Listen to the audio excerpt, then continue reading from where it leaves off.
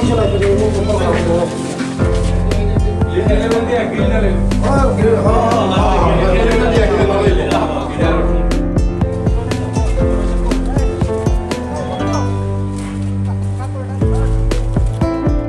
হইতেছে, আমিও 2-3 বার আমি এখানে এসেছি। অনেক ফুল স্পিডে কাজ হচ্ছে, তাড়াতাড়ি শেষ হবে।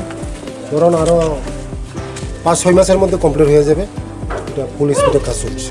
কততলা পর্যন্ত হবে? ওই তো